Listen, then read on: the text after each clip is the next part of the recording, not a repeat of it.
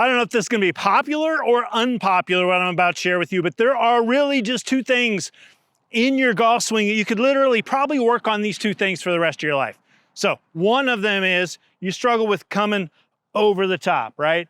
That's one of them. The other one is that you flip at it with your hands, right? Instead of a little bit more of that leading with the hands through impact, there's that flipping action. Those are the two huge problems that almost all 12 plus handicap players, I'm talking 98% of 12 plus handicap players, struggle with their whole lives. Out of those two, number one thing that you really have to learn is how to swing that path more from the inside on the downswing.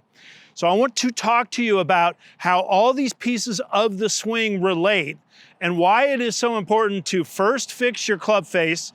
This is something I talk about when I owned my golf tech learning centers in Phoenix and Tucson. I would interview PGA professionals for job positions, coaching, and I would always ask the question, what do you fix first, the path or the face?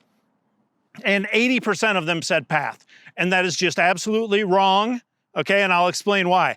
The reason that the vast majority of players, so here are the three things. Let me just start with these three things that happen. It's a chain, your swing is a chain reaction.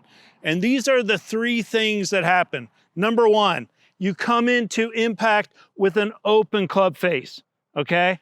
Number two, because that club face is open or aimed right for a right-handed player, you teach yourself really quickly how to swing over the top when you first start playing golf, which is this club head coming outside the hands and the path of the club traveling left through impact, okay? So you start with a struggle to square up that club face. As a compensation, you swing over the top. Then what happens when you start swinging over the top? You start swinging over the top, that leads to now this chicken wing move, right? If you were swinging from the inside here, you'd be able to extend those arms and get that, what we call the effortless power forearm rollover release, right? So the struggle to square up the face, open face, open face, open face, face aimed right. The reaction to that, swing the path over the top for a right-handed player left as a reaction to the club face being open or aimed right. Once that path goes over the top left, that brings in the big chicken wing here. So in order of what we have to fix, number one, we've got to get that club face square. What do I always talk about to get that club face square? The strong grip. And I should probably start calling it a closed face grip because that's what it is. It's not a strong grip, it's a closed face grip. And this is when you turn this lead hand over a little bit so that this V between this lead thumb and forefinger points over towards your trail shoulder. What that does is it makes the club face want to rotate or roll over through impact. Once you've positioned your hands on the grip of the club in a way that encourages that face rotation, now you're ready to start working on swinging that path of the club from the inside on the downswing. So let me grab a visual here for you. Okay, so here's your simple little visual. This is our path line, right? This is our face line. So I always talking about getting the face close to path. That is the skill that you have to learn. You want to get this face close to the path that you're swinging on. So this path is swinging this way, but the face is aimed right at your target, right? That means that club path is swinging from the inside, but the face at impact here is square to the target. That's what puts the draw spin on it and makes it turn left. So it's really important that we get the face close to the path, but we only want the face close to the path if we're swinging the path from the inside here, right? If you get the face close to path and you're swinging over the top, now I could get my face close to path, look out left, right? That's a huge pull, maybe a pull hook if I get that face close to the path and I'm still swinging over the top. So number one, we go to that strong grip to help you square up the club face. Now we use this kind of visual here. This is our face aim line. At impact, we want that face nice and square.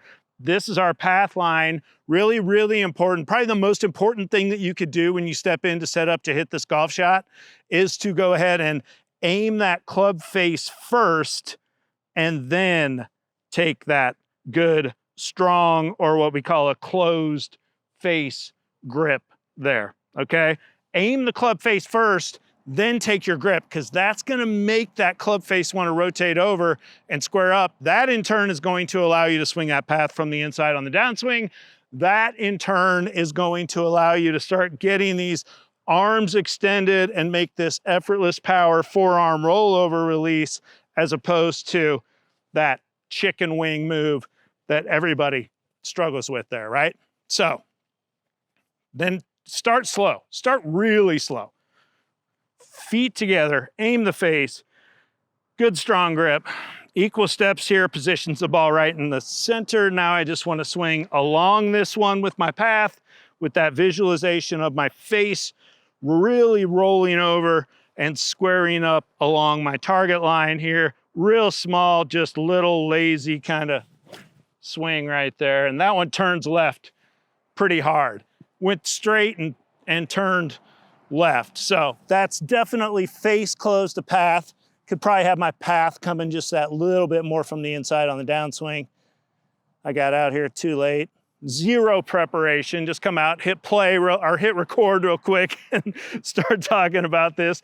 Now, same thing, right? Now we're gonna add a little bit of speed to it. Feet together, aim the face, good strong grip, equal step, swinging along that one, and just really letting that toe of the club whip past the heel of the club. A good feeling here is topspin ground stroke in tennis, skip the rock, anything that kind of gets that feeling of that throwing motion and that club path coming more from the inside on the downswing. So now we're just adding a little bit of speed to it here.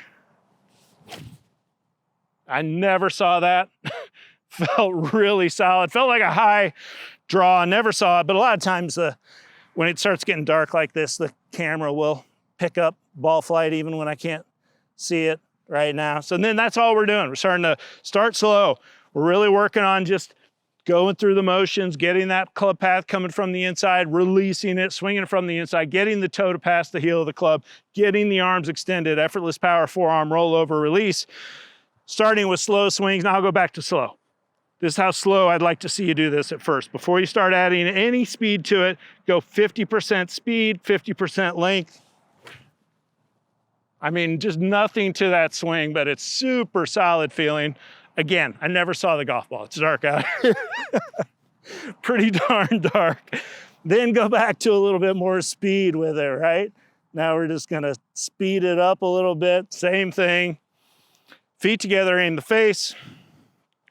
Good, strong grip. Equal step, skip the stone, topspin ground stroke, swinging from in to out, really letting that toe of the club whip past the heel of the club. Now we'll add a little bit of speed to it here. No idea. Feels pretty good. So anyway, like the video, follow along here, subscribe, enable those alerts, all that kind of stuff. I'm constantly talking about this stuff. You need this stuff reinforced over and over and over. If you want some free lessons to get started with my program where I teach this step-by-step, go to facefirstgolf.com. Same stuff, face close to path, but to get that face close to path, you really, not face close to path over the top, face close to path, swinging from the inside on the downswing, and I hope that helps you.